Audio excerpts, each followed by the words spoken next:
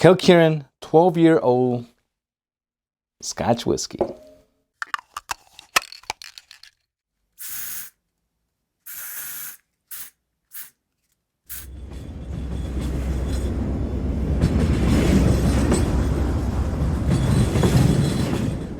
Hey, welcome back, Whiskey Questers, to another episode of Whiskey Quest. You guys can see I'm very excited for this one today. Oh, yes. For all of you that are new, my name's Antonio. Everybody coming back, welcome back. This is my very first ever Campbeltown whiskey that I own. Everything else I've tried has been graciously donated by Fredrick from a Dram Divided and also Damn by the Dram. Yeah, that's what it's called. He changed the name, but I'm pretty sure that's what it is. I'll have links to both his channels in the description below. Go check him out, give him a sub, help him reach his goals. All right, so like I said, my very first Campbeltown Scotch whiskey here, and this is one bottle that I hear everybody talking about, and honestly, after trying Springbank, it's just, I was like, wow, this is completely different from like Islay Scotches. You know, it's still peaty, but yet I think because it's lighter in peat, you get a lot more of that flavor coming through. So very, very special region up in Scotland. So I really, really recommend you guys trying it out, especially if you're trying to get into smoky peated Scotches. So again, Kilkerran 12-year-old Scotch whiskey. Take a real close look now. Soon you'll realize you don't know what's going down. I got you hypnotized. Take a real close look now. So I'm not sure what the regular price for this is. I paid $80 for this. Like I said, I never see anything in my area. And when I found this one, they had about 6 bottles. So being hard to find, I grabbed one and I left the others for other unexpected guests walking into that store to find, because it was a really small store, the kind that you're like, they're not gonna have anything, but hey, let's give it a shot. Walked in there, and that's what I saw on the very top shelf. So very happy indeed. And this one right here will be bottled at 46% ABV. Because it's 46% ABV, at that point, they don't have to chill filter the whiskey, because it's not gonna get cloudy when you add some ice or the temperature drops. And this is for sure 100% non-chill filtered and no color added, right? Isn't that what we want? No color added and no chill filtration. Hell yeah, that's what it says. Just making sure I'm not giving you guys false information, but yeah. Now they mature this in 70% ex-bourbon casks, and then the other remaining 30% will be done in ex-sherry casks. So you're getting your bourbon and your sherry all mixed in with that nice peaty flavor. Ooh. Let's jump straight into the review and check out the color in here. Like I said, no color added to this, so this is gonna have a nice pale yellow kind of straw color. Very, very, very nice color, since you know they're ex bourbon casks and ex sherry, so it picked up a nice amount of color. Keep that in mind. No coloring added. Did I mention that there's no color added to this? All right, on the nose. Yeah, like I said, it's lightly peated, so you're gonna get more of those other notes that come through, like besides the peat. I mean, when you smell like an Ardbeg, yeah, that's the first thing that hits you. But once you start concentrating, you start deciphering the other notes. But this, you don't really have to work that hard. Like right away, a bunch of honey, bunch of pears, bunch of apples. But you know what? It's not just any kind of apples. This reminds me, again, it's something that reminds me of walking through my grandmother's orchard at that time.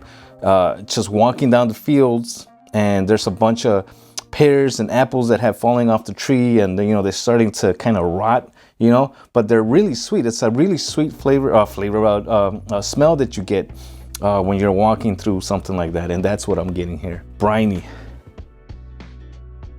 So get caramel, toffee, like charred oak, a little bit like a swampy kind of, I don't know, musty kind of smell. But I'm thinking like going into the woods and it's been raining for a few days, and then the sun comes out and starts getting that smell. And of course that smoke also comes through as like a turned out cigarette butt. A little bit of like a hay straw kind of smell. Oh, you know what that is? This goes along with that mustiness, and again, it's maybe like a humidity kind of thing, but to me, it smells like a old 1970s kind of comic book or newspaper from that era, that's just been sitting there for a while. Very nice, guys. I mean, those notes might not sound very appealing to many, but trust me, once you get into it, it's I don't know, it just works. It works. Cheers, everybody. Let's see what we get on the palate. Wow, $80 well spent. Oh yeah, nice and spicy in the palate. That honey, it's like a Manuka honey, like that kind of honey that just takes forever to come out of the jar if you just tilt it. It's not just gonna run through. Like nice and thick mouthfeel. Chocolate, that cigar ash flavor coming through. Coffee, like a dark roast coffee. But then you also get those bright, nice fruit flavors like the apples and the pears. Maybe a little bit of raisins going on too. Or dried prunes. Yeah, one more taste. Yeah, this second swig, a little bit more of that peat flavor coming through. Earthy, super long flavor. I mean, it just lingers on, and it ends with like a nice vanilla roasted kind of coffee bean, dark chocolate. It just keeps going, but it's those dark flavors that just keep lingering. Oily mouthfeel. It's fantastic. Fantastic. I haven't added a drop of water to this, so I'm very anxious to see what that very anxious to see what happens with that. All right, let's add just one drop here and see what happens with that. While that's opening up, let's talk a little bit more about this whiskey. So the production of this hasn't been that long since they started making this. Right here in the, what's that called? Glengyle Distillery.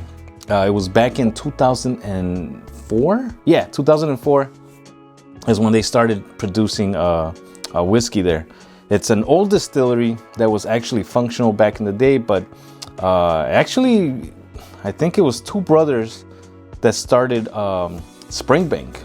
They had some kind of argument about over sheep or something. They ended up splitting up, and that's when the other brother opened, I believe, this distillery and started making his own whiskey. So the core lineup for Kilkerran is going to be this 12-year-old right here. They got an 8-year-old cask strength, and they got, I believe, a 16-year-old whiskey as well. So the sucky part is, I think they're only in production for like 3 months out of the whole year. Yeah, so very limited stock when these come out, which would probably explain why I don't see them around here that often. And this was the very first time I've ever seen it in 2 years since I found out about this, and I've been looking for it nonstop. But yeah, very limited. They only fill about 650 barrels per year.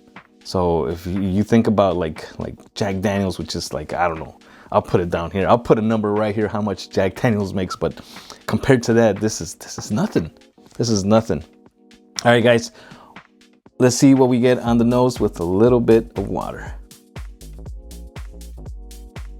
Oh wow, a lot more oak, a lot more vanilla. I think the nose amplified a little bit.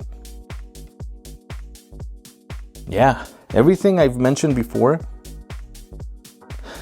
it's a lot more noticeable, a lot more darker for some reason. But that honey, if you have a sweet tooth, this is gonna be all like making you drool. Let's get onto the taste. Cheers, everybody. Very nice, very nice. Without that drop of water, It's this bunch burst and intense flavors, very rich. But once you add that drop of water, it just mellows out, yet still super flavorful. A lot more caramel this time with the water. Like, I think the honey took a backseat and with the water. The caramel came out super strong, like a nice sweet caramel. Chocolate, milk chocolate this time.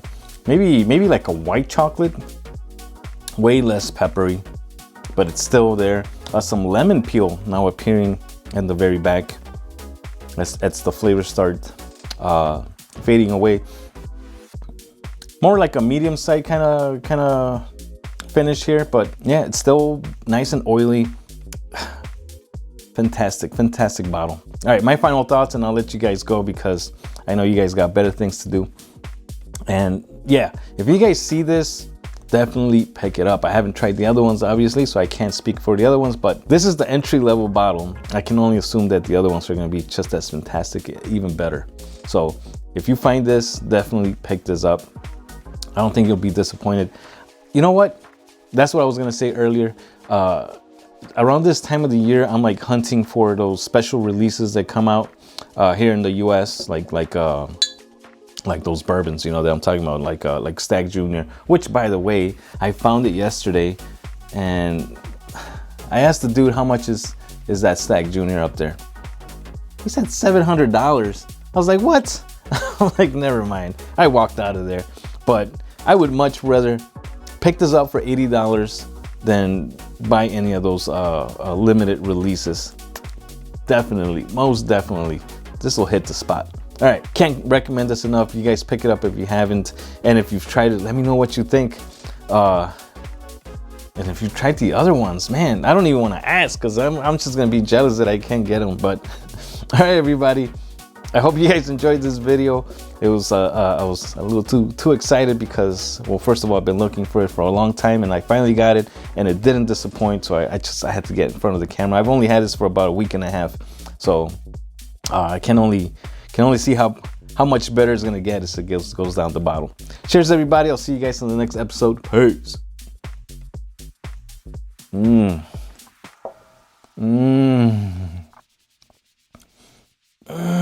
So good. I know that sounded dirty, but makes me feel dirty. Bye.